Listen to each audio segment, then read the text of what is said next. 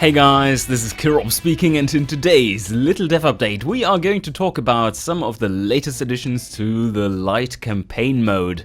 And things are going really quick right now, which is nice, and especially we are adding rather visual things, so there's something to show to you already so close to the past little dev update. And now there's not that much left to do. There's still strings missing and stuff. We haven't really worked on this screen much since the last time I showed you, but let me just set up the light campaign start. You can properly start in the 3 regions and stuff, that's all working. And I shall set it up such that we can produce a prestigious car, I think we are going to do. And just to show you a few new things. Alright, so here we are, and as you can see already there are a few more buttons here on top, and I'm going to show them to you as soon as we have the first production going.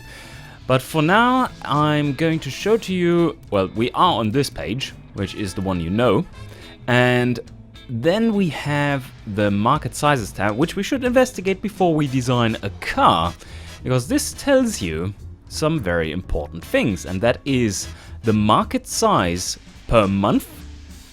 That's the number of cars you can sell per month, and the year-over-year change in that size. So what we're going to do now is design a new car, and we make it... Ooh, look at these, their stats down here.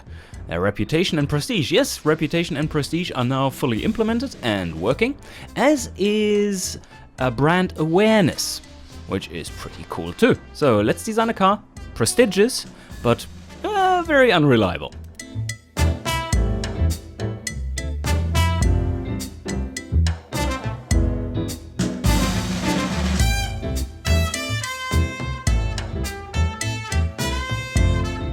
And here we have the little car I built, and it is, I think, pretty reasonably set up. It's kind of luxurious. Let's see what we have here. So it's a handmade coupe, and it features a nice V12 with 111 horsepower, 2.4 liter. And other technical stats are, well, run of the mill, like below 10 seconds, 0 to 100. Very impressive. So we want to engineer this thing in exactly 2 years' time. And that is just to show you the effect of having a bad reliability and its effects on the market. Alright, 2 years, very good. I'm not even giving it a name. And now we set up the factory. Let's produce it in a small factory. So I'm choosing a level 3 factory for making the car and a level 1 factory for making the engine, because the engine is so much simpler than the many handmade components of the car. So 37.9 cars per day, and now we have something. There's an additional button up here. It's still not having its own icon, but that is a button which you will use a lot when setting up your production, and that is, let's see, this was the same as here, they're confusing. Right, so what are these numbers, you ask? Well, that is your prognosis for sales in the various categories. And that takes into account your production levels too. So, what you see here is currently inverted. They should be, the lower number should be on top and the bigger number on the bottom. And it basically says you can sell 4 out of 6 possible cars in this category. Or in this case, you can sell 6 out of 34 possible cars in that category. And also what you notice is Super and Hyper is completely red, even though we are scoring really well there. That is because that market just doesn't exist yet. So overall our costs are 313 million, and now we go here and see, yeah, we can sell about 134 cars. But a problem is we don't make any score because I forgot to mark them up in any way. But that doesn't really matter because we can just do that later on before it goes into production. And now we're done with the design of that car, and it will appear in the list as soon as people have started working on it. And I'm going to time accelerate until it goes into production. And I think it is about time to actually change the markup of this thing before we are all completed here. And I don't know if we had that last time. The timeline is now automatically changed to what you actually can do. So what we want to do now is to mark it up accordingly, and we still want to sell well in the GT category. And don't want to lose all the sales in the sports category, although this is looking pretty bad for us. Only 30% markup is not good for a handmade car, so I think we need to go 20 and just grow our markets before we can really amp up the price a little bit. So now this page also has the updated price, and does it have the updated sales numbers? Yes, it looks like it. And we can only sell 3 out of 4 sports cars, or 4 out of 3 sports cars. Now you might wonder, why is the lower number bigger if they need to be inverted? Well, that is because we have so high competitiveness in this demographic that we actually can sell more than our normal maximum. The more competitiveness you have, the more you can sell into that category. Please remember, this is all light campaign stuff and just in general, a function of the actual sales model not being implemented at all. There is no sales model in here. It's just like, yeah, you go to the highest scoring categories. So that's not actually a sales simulation we have in here, and that will be so much better than what you see here right now. But this will do nicely for the light campaign, just to try out a few things. So now that we have set our new markup and can go into production, we just close this window and continue on here until it pops into production. And now we should see something. Yes, right. Whoa! Okay, that was impressive. We sold everything. That is good. So we now only have 9 engines in stock. Let's see where these sales went. The pricing was so low that some commuter premiums were thinking like, hell yeah, let's buy this car. And even premium budget. I think we need to amp up the price a bit. I don't know what was going on there. So that certainly is not the categories we want to sell to. And we can make a much higher profit from that. Now it should have updated. Let's see, GT Premium, yeah, it isn't too large. Premium budget, yep. Okay, so now I moved up the price considerably to 70% markup, and let's see what happens now. I just close this window and we wait for, I don't know if it changes it for this month already or if it's next month's sales. Let's see what happens. If it's this month's sales, then I expect to have some stock after this. And yay, stock. Yep, price difference made a big difference. We're selling it for 50% higher price now, almost. And now let's take a look at the sales now. Right, you see, well, the commuter premiums don't really like it anymore, but the GT guys, they are all over this. These numbers are the same, but in the right ordering as you saw previously on the prognosis tab of the markets. And this is 33 out of 48 cars were sold into this category. That's not that many, but if we take a look here, yeah, this now also works, which is really handy. The stock month does tell you how many more months of stock you have left. So we could go 7.4 months without running out of stock at the current rate of sales, which is a nice metric to take a look at, as you certainly will run into situations both where you deliberately build up stock and not deliberately build up stock, like I did just now. Now let's take a look at the new features here. As you can see, in the region Kashmir, which is the only region we currently sell to, our reputation drops and our prestige goes up. And that is because we have a sub-average reliable car and we have a high above average prestigious car. And this works, like I said in the last little dev update, the following way. it looks at what cars are in the market. It takes all cars' prestige value, sums it up and divides by the number of cars. That's the average market prestige value. Then it takes a look at the prestige of your car and compares it to that average value. The higher the difference is, or the larger the difference is, the more you move up in prestige in that region per month, up to a certain target which is determined by the difference. So if you have, on average, slightly better, slightly more prestigious cars, you will be moving up to like maybe +5 prestige and pretty slowly. But if you have only super and hyper cars, then certainly we will be moving up quickly and to a much higher level. Also, we have a bad reputation for being unreliable. And these numbers are just an arbitrary scale, but they put... Oh, that rose a lot. And the more you sell into the categories, the quicker it rises. So if you only sell like 1 or 2 cars out of 10 possible, then that will rise very slowly because people just have no experience with your cars. If you saturate your market size, not this one, but rather this here, like in the GT category, we are selling a lot of cars. And if you saturate that, then people will get wind of your prestige and reputation much quicker. Which, of course, is both a positive and a negative. A negative if you build really shitty cars. And so this now gives you a direct multiplier individually to your desirability score of the car.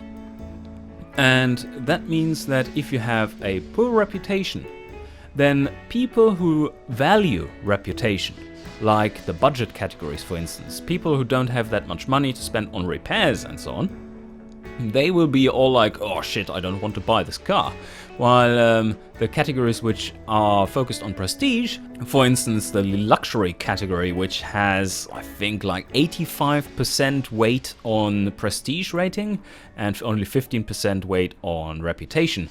So they will basically only see your prestige and don't really care about their reputation.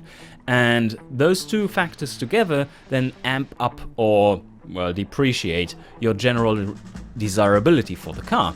Which then again allows you to have a higher competitiveness and sell more cars. And if you have built yourself a reputation or high prestige, then your competitors coming into the market will have a hard time establishing themselves because, well, if you want to have a reliable vehicle, you just buy Killer Rob Engineering, right? That's the way to go. And no one even thinks about buying your vehicles, or it's much harder to do so at least. Alright, so enough about the prestige and so on, but there's another thing here, market awareness. And this is still not working optimally, but it is the core concept is working. As you can see, all values here are very low, and that is because you start out at 30% right now in your home region, and it shouldn't drop below 30%. That is going to change. But in the categories we have sold cars already, like the commuter premium, you see it's higher than the standard 19%. And also we have sold some into family sport, and we did sell quite many into GT premium considering its size, and GT. And we have significantly higher sizes there, or higher awareness there. It's difficult to see right now, but yeah, that is what happens. As the more you sell into these categories, the more the awareness rises. And this is also where the marketing will come in later on, which will be in the Grand campaign, that you can specifically target either demographics or certain main stats, and then those awareness ratings will go up from the marketing effort. But for now it is like if you sell more cars into a category, they will become more and more aware of you over time. And within about 10 years of production, you will be able to get this into like 70-80% or something if you really sell hard into these categories, which means that you are a mainstay and everyone knows you. When they think sports car, they think about you, right? Or at least 80% of people think about you. And that is also, yeah, a little bit simplified because marketing isn't in yet, but I think this will work out really nicely in the light campaign for now. So here we have the market sizes, which we already talked about, and that is connected to the region economies. Yay, we have graphs, and they are wrongly labeled right now. We have 5 different graphs. We made it more interesting.